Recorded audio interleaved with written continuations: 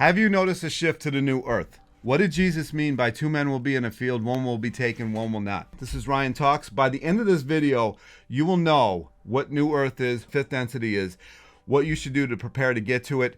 Have you already gotten to it? Let's talk about it.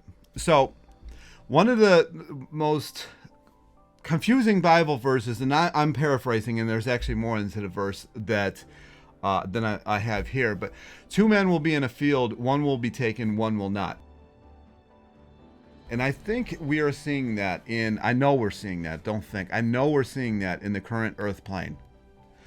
You know, Dolores Cannon talks about this. You will be on two different, there's like two different tracks, and you just have to cross over to the new track. Kind of like when you're coming up to one of the junction boxes on a train, you will just cross over into this new train tracks. You won't even notice it. It will just be you'll just be in this fifth density. So I wanted to talk, another thing that I wanted to point out is, have you noticed how much division there is these days? People think there's so much more atrocity going on, and more wars, and more fighting, and more just anger than there's ever been in the history of this planet. But that's just not true. I mean, if you think about like the Vikings back in the day, they would take over an entire village and kill everybody and set everything on fire for whatever reason, and there was no New York Times or whatever news reporting that there is these days, just with a camera watching this stuff. So people didn't know this was going on. Like, if you were, like, I'm in Ohio right now, if I was in Ohio and somebody in Scotland was being taken over, I wouldn't have a clue that what's going on. So that's the difference, and people are really watching this stuff, and it's creating a lot of fear. So when there's a lot of fear, there's a lot more division, and people fight more, people have reactions, people react to everything. And I think one of the best things you can do is to realize that you can't react to anything. Animals react. Animals have reaction times. Animals have to react. This is how they survive. We don't have to do that. We can be observers. And I really think that you should be the observer of your life and just go from there. Just watch what's happening. You don't have to take sides. Once you take sides, that's going to create a fear-based mongering to the other side, and it's ridiculous. That is what creates the division in your life. Dolores Cannon talked about, stop wasting your time. You came here for a reason. You came here for a purpose. Get on that now. There's not time to waste. You never know when you're going to be taken from this place. And I firmly believe that we have already picked that before we came here. We had to come here. We had to forget who we were. Do you ever have these flashbacks? Do you ever have, I have these weird flashbacks. Like, one of them is I'm in World War II. I'm in a fighter jet. I'm in, was it the P-1, the Mustang? I'm in one of those. I'm over in Japan. I get hit. I go down. I don't make it. I have this all the time. And I had, I knew what a Minuteman was before. I'm not going to talk about that, but I knew what a Minuteman was when I was like 5. I used to have these flashbacks all the time. And I knew that I had to come back here. And I've actually wrote about this when I was in younger grades, like in second, third grade, that I had to come here. And by the time I was 42, I would reawaken and know who I was. And I would be on this planet at least 125 years. Now, the 125 year part, I don't 100% know if that's true. But I do know that the 42-year-old self reawakening is true. I've always been awake to some degree, but I've never done anything about it. So I started making videos when I was coming into 42. Now, it was on a different topic, but I knew that I was going to awaken when I was 42, and that my life was going to start changing from that point on. It was going to start being more positive. I had a lot of weird things happen to me up to this point, and I knew that it was going to change at that point, and I had to reawaken. We all have to do this. We all have these gut feelings when we come here. We all have this feeling that there's something else. Like, you go to your 9 to 5, and here's one of the things here's one of the biggest ways that you can be controlled. You go to your 9 to 5 or whatever hours you work, you come home, you drink beer, you watch television or what they call programming, and then you go to bed and you start it all over again.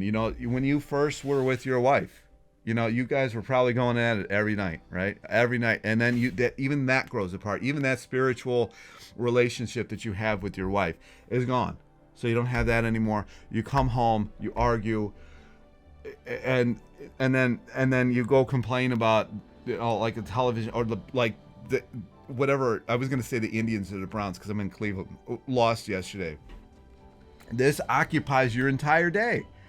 You complaining about somebody that doesn't care. I guarantee those sports people are at a bar or whatever after the game. They don't care. They got paid for their job. This is a job to them. This is nothing else but a job. They're very good at playing with balls. And you're talking about dudes who are really good at playing with balls. Get over it. Who cares? I don't even have cable. I don't watch sports. I don't waste my time with that stuff. So that's one of these things that's such a huge way of keeping you dormant. They don't want you to come here and reawaken. You had to come here to reawaken. And, the law of one talks about this. Dolores Cannon talks about this.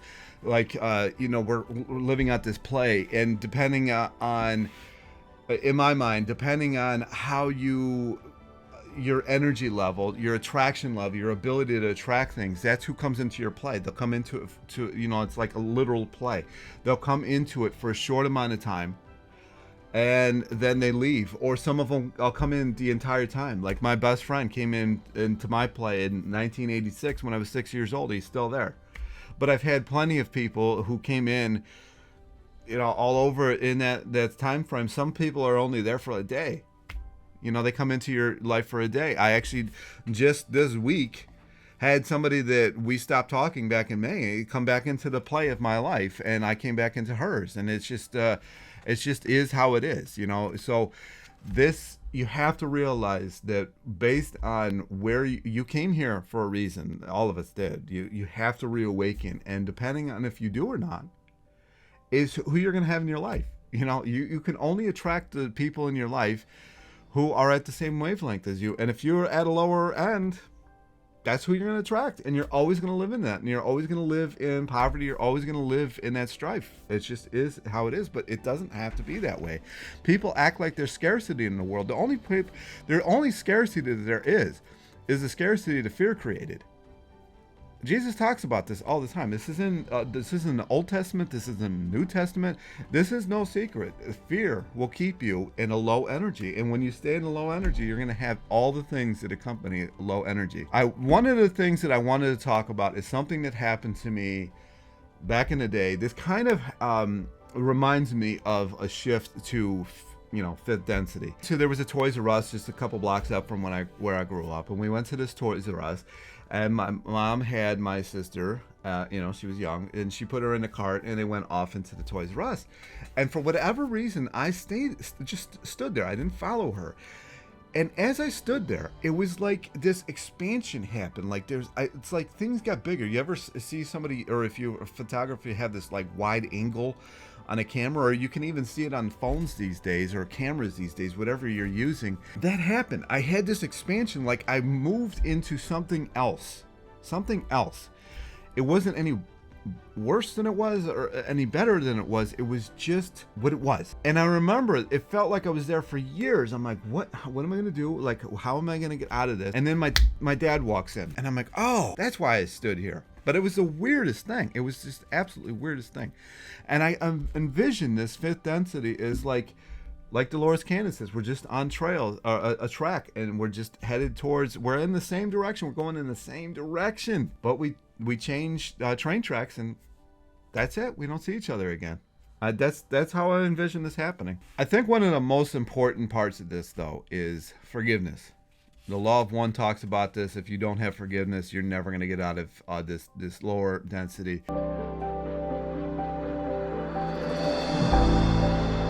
And you don't have to go up to the people. You don't have to, some of the people might be gone. You don't have to go up to somebody. You don't have to write a letter. You don't have to write an email. You don't have to send a text message or a DM or whatever. You can just sit down and say, I forgive this person. I know they didn't know what they were doing.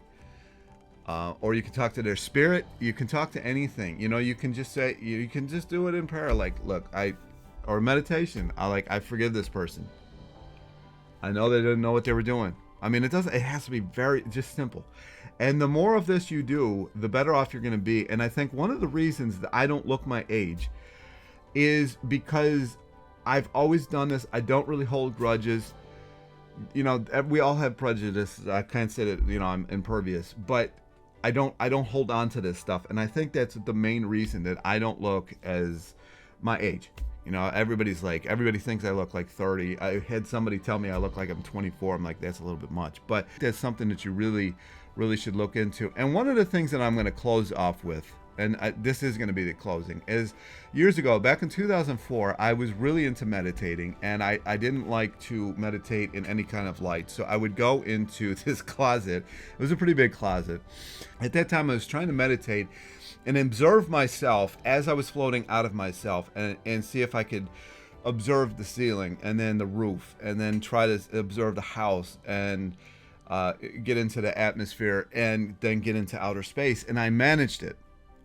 So I'm out in outer space in this meditation of mine, and all of a sudden comes the version of Jesus that's in Revelations. So he had like these glowing white eyes. He had fire coming out of his mouth, and he was like a silver metallic material. But I remember being in the most peaceful state that I had ever been in my life. And I'm looking at this being in front of me, and I didn't say anything. We didn't need to say anything. There was just telemetry going on, or telepathic messaging.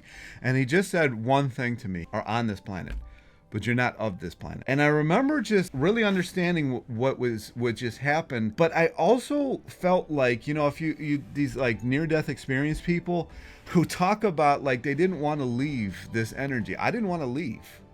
To the point where I couldn't actually figure out how to get out of this meditation. I was in it for hours. Wife at the time came home and kicked me, and I hit the ground. She's like, "What? How did you do that?" I said, I don't know. I said, I didn't want to explain it to her, because she definitely was reactionary. She didn't understand it. I'm like, oh, I don't know. You know, I don't know how to explain it. And I'm going to close off with that. I think I had moved into at least fifth dimension. And I have to say, it has been a struggle on this planet ever since that's happened to me. I just cannot do what it is. I can't do the normal job. I can't just do this stuff, because I realized how much more there is out there. And you have to realize it too. Otherwise, you're just never going to get to this new dimension or density, which is fine. You might have to come back and do it again. It's fine. I mean, it happens. But I hope you don't have to do that. I really hope you don't have to do that. I mean, have you ever had anything like this happen? Let me know down in the comments section down below. Anyway, like, subscribe. I'm going to end it here. I think I'm going to talk about this more, but this is a good starting point. Anyway, like, subscribe, and I'll talk to you in the next video.